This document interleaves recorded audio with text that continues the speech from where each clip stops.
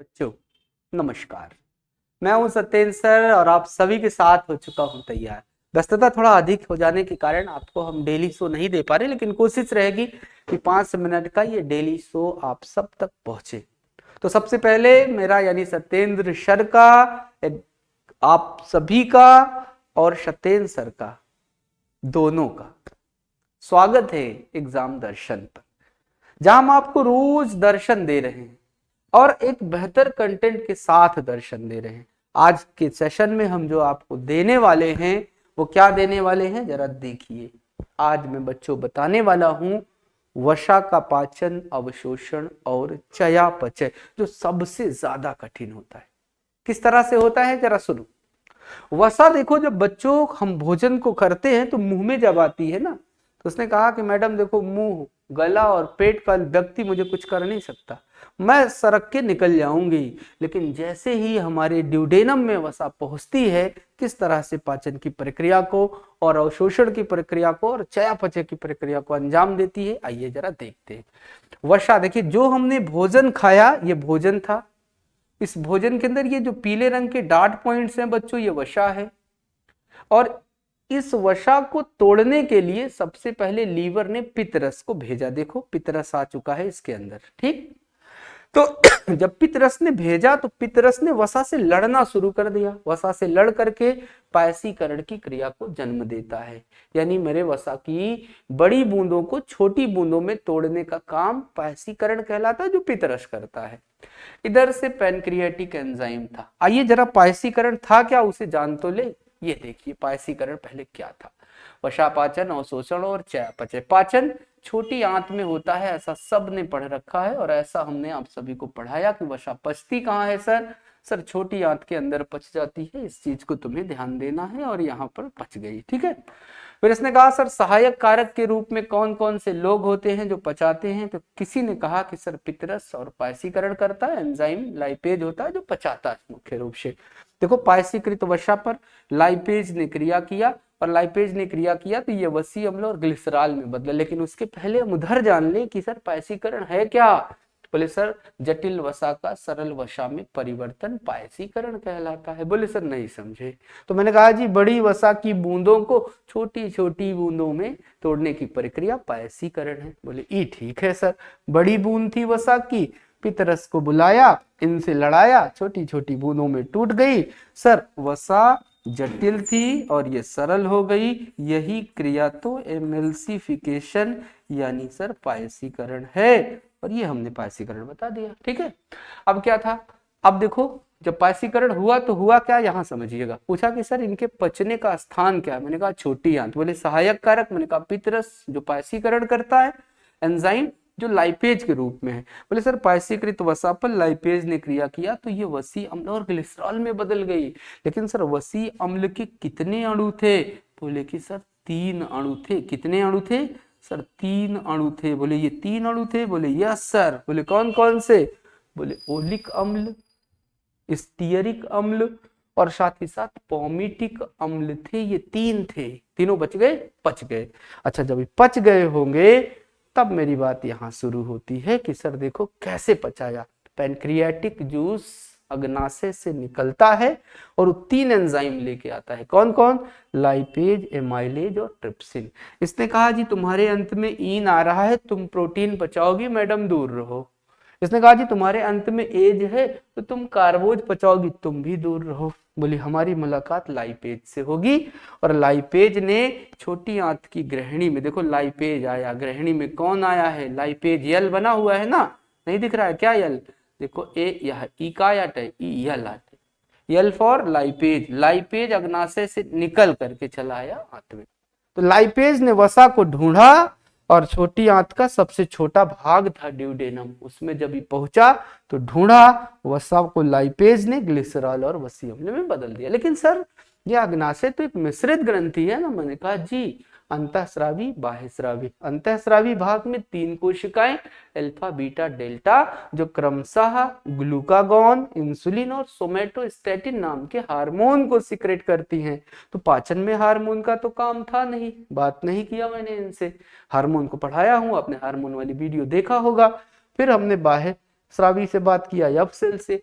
उसने कहा जी हम अग्नाशयी रस निकालते हैं। बोले मैडम तुम रस निकालती हो तो तुम्हारे पास ही तो वो एंजाइम होंगे ना।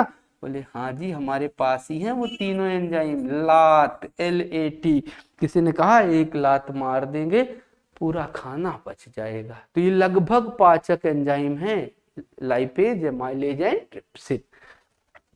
जब भोजन पच जाता है बच्चों, तो अब भोजन मेरा पचने के बाद, नोट में मैंने लिखा वसा पाचन के बाद छोटी छोटी और छोटी आंत की श्लेष्मिक झिल्ली की उदासीन कोशिकाओं में फास्फोलिपिड व कोलेस्ट्रॉल में बदल जाती हैं।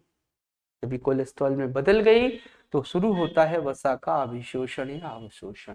इसने कहा वसा अवशोषण की प्रक्रिया जटिल है, क्योंकि कार्बो की प्रक्रिया तो बच्चों सरल थी, प्रोटीन के पचने की प्रक्रिया तो सर सरल थी, लेकिन सर वसा के अवशोषण की प्रक्रिया जटिल थी। बोले कैसे सर?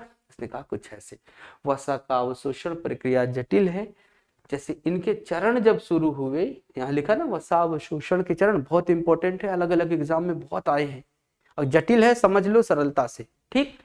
इसने कहा सर देखो पहले क्या होगा, वसीय कण प्लस वसीय अम्ल प्लस में पानी और प्लस में पित्त लवण, जब ये सर तीनों लोग आपस में मिलते हैं ना, तो हमें एक प्रक्रिया मिलती है मिसेल्स। तो अगर एग्जाम पूछे मिसेल्स क्या है, तो वसीय अम्ल प्लस पानी प्लस पित्त लवण तीनों मिल गए, बन गया मिसेल्स। भूलोगे नहीं, बिल्कुल भूलना नहीं। फिर देखो इसने कहा सर ये जो मिसेल्स है आंत की श्लेष्मिक झिल्ली की कोशिकाओं में पहुंचते हैं। देखो यहाँ आंत थी, देख रहे हो, हमने आंत बना लिया, और ये मिसेल्स जो थे बच्चों ये आंत की श्लेष्मिक झिल्ली की कोशिकाओं में पहुंच गए। अब क्या हो रहा है, बाहर पित्त लवण खड़ा हुआ है, ठीक है, और इस ये पित्त लवण जो बाहर खड़ा हुआ है ये इसलिए है कि जो वसा आ रही हो उस वसा को मिसेल्स में बदलता रहे, क्योंकि मिसेल्स को आना है इनके अंदर श्लेष्मिक झिल्ली के।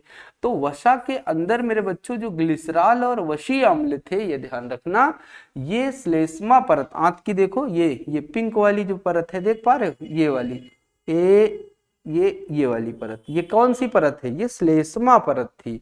और ये श्लेष्मा परत थी बच्चों, ये श्लेष्मा परत कर क्या रही थी, ये देखो जैसे ई वाला वसा था ना, ई देख रहे हो ना, ई जो वसा का अणु था, इस वसा के अणु को पकड़ के ला रही थी, श्लेष्मा झिल्ली में आत्मसात कर रही थी, श्लेष्मा झिल्ली उसे बुला ले रही थी कि मैडम तुम्हारा स्थान वहां नहीं है, तुम्हारा स्थान वहां नहीं है, तुम ऐसा करो। यार नाराज हो गई, ध्यान दो। इसने कहा जैसे यहाँ देखो ये पड़ी हुई है, ओए यार हट जा रही, चलो मैं और रख देता हूँ, देखो ध्यान से, जैसे ये मान लो वसा के अणु थे, ये वसा के अणु थे, ये वसा के अणु थे, ठीक है, इनको क्या किया, श्लेष्मा झिल्ली ने ऐसे बुला लिया कि मैडम तुम मेरे अंदर आओ। इसने क्या किया, अपने अंदर बुला लिया, आत्मसात कर लिया, देखो यहाँ बुला लिया, किसे किसे, फैटी एसिड को और ग्लिसरॉल को ये आत्मसात कर लेती हैं, बुला लेती हैं कि आओ आगे तुमसे जो मुझे काम लेना है वो मैं तुमसे बताती हूँ। अच्छा जब ये आत्मसात हो जाती है बच्चों, तो देखो श्लेष्मिक झिल्ली की कोशिकाओं में ये हमारी ग्लिसरॉल, हमारा वसीय अम्ल और मोनोग्लिसराइड, ये जब तीनों आपस में मिल जाते हैं तो सर जी ये ट्राइग्लिसराइड का रूप ले लेते हैं। किसका रूप लेते हैं, आंसर करना सर, ट्राइग्लिसराइड। अब तुमसे पूछे कोई कि सर ट्राइग्लिसराइड है क्या, और देखो यदि ये सब पढ़ना है तो हमारे उड़ान बैच को पढ़ो, जो आपके TGT PGT एग्जाम के लिए पढ़ा रहा हूं। अगर हमारे पेड क्लास से जुड़ना है तो 93 36 65 64 40 एग्जाम यू 24 पर आपको इनकी क्लासेस लाइव मिल जाएंगी। क्लियर है, कैसे मिल जाएंगी, लाइव इनकी कक्षाएं मिल जाएंगी, ये ध्यान रखना, पढ़ा रहे हैं।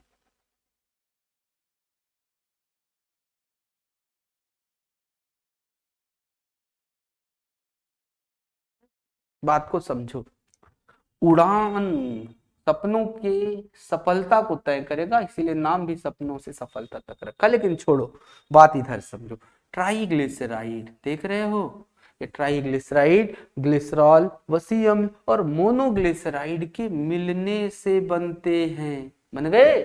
इसका मतलब ट्राइग्लिसराइड क्या है सर, ग्लिसरॉल, वसीय अम्ल और मोनोग्लिसराइड। देखो यहाँ वही तो बात थी, ग्लिसरॉल वसी अम्ल मोनोग्लिसराइड इक्वल टू ट्राइग्लिसराइड। अच्छा, कहा कि तुम्हारा ट्राइग्लिसराइड बढ़ गया है, थोड़ा खान पान पे ध्यान दो, सही चीजें खाओ, वसा युक्त चीजें ना खाओ। बोले ठीक है सर। इसने कहा कि सर ट्राइग्लिसराइड जो है, ध्यान देना, चौथे चरण में, 3 चरण हो चुका है, तीसरा चरण यहाँ पर अड़ा हुआ है, ध्यान दे। चौथा चरण करा, ट्राइग्लिसराइड लाइपोप्रोटीन तथा काइलोमाइक्रॉन्स में बदल जाती है और जिनका अवशोषण लसिका नलिकाओं के द्वारा हो जाता है। अब ये लसिका नलिकाएं जो थी मेरे बच्चे, ये ध्यान रखना, ये अवशोषित, ध्यान से समझना। अब जो वसा अवशोषित हो चुकी थी, आपके एग्जाम ने क्वेश्चन पूछा कि गुरुजी ये बता दो कि तुम अवशोषित वसा क्या कहलाती है। जिसने कहा जी अवशोषित वसा जो होती है वो गुरुजी काइलोमाइक्रॉन कहलाती है। क्या कहलाती है? अवशोषित वसा को काइलोमाइक्रॉन्स कहते हैं। भूलना नहीं है, इंपॉर्टेंट क्वेश्चन है। अब देखो ये जो काइलोमाइक्रॉन्स था अवशोषित थी, लेकिन मेरे बच्चों ये ध्यान से समझो, जो हमारे यहाँ ग्लिसरॉल थी, ध्यान से बात समझना, जो हमारी ग्लिसरॉल थी और जो हमारी वशी अम्ल थी, देखो ग्लिसरॉल जो थी वो यकृत पृष्ठशिरा की सहायता से वो लीवर में आ जाती है, और वहीं वसी अम्ल एल्बुमिन की सहायता से, एल्बुमिन और वसी अम्ल एक साथ संयोग करते हैं, एल्बुमिन आकर के इनको लीवर में छोड़ देती है। अब यहाँ देखो ग्लिसरॉल भी है, वसी अम्ल भी है। अब अगर तुम्हारे भोजन में वसा की मात्रा बढ़ रही है तो धीरे धीरे आप ग्रस्त होना शुरू हो जाएंगे बीमारियों के लक्षण से। हो सकता है फैटी एसिड का शिकार आप सभी हो जाए। क्लियर है? उसके बाद मेरे बच्चों हमारी जानकारी आप सभी की अब पहुंचेगी कहां पर? चयापचय। चयापचय का मतलब होता है मेरे बच्चे मेटाबॉलिज्म। वहां की पहली लाइन ही हम लोग पढ़ेंगे, अवशोषित वसा काइलोमाइक्रॉन्स कहलाती है, और काइलोमाइक्रॉन्स की कुछ वसा की मात्रा को ऊतकों द्वारा ली जाती है, जहां उनका रूपांतरण ट्राइग्लिसराइड में होता है और वसी अम्ल और वशीय ऊतकों में जमा हो जाती है, जिससे शरीर में आपात स्थितियों में वो ऊर्जा देने का काम करती है, और कुछ रासायनिक क्रियाओं के माध्यम से काइलोमाइक्रॉन्स का कुछ भाग ग्लूकोज, ग्लाइकोजन और आवश्यक अमीनो अम्ल में बदल जाता है। और धीरे धीरे धीरे धीरे मेरे बच्चे आपको मैं बहुत सारी जानकारी देता रहूंगा आपके इस अपने प्यारे से चैनल एग्जाम दर्शन पर। मेरा प्रयास कैसा लग रहा है इसको तुम जरूर जरूर से जरूर अच्छा सा सुंदर सा कमेंट करके जरूर बताया करिए कि सर बहुत अच्छा लग रहा है, या क्या कैसा, क्या और इम्प्रूवमेंट किए जाए, किन और टॉपिकों पर आप सभी के लिए इस 5 मिनट के शो को दिया जाए, आप सब जरूर बताइएगा। और मेरे बच्चों फिर आज के लिए इतना ही, तब तक के लिए नमस्कार, शुभकामनाएं कि आप सबका संघर्ष जल्दी से खत्म हो जाए, ईश्वर आप सभी को सद्बुद्धि दे दे, साथ ही साथ सफलता दे। Thank you thank you thank you thank you बच्चों।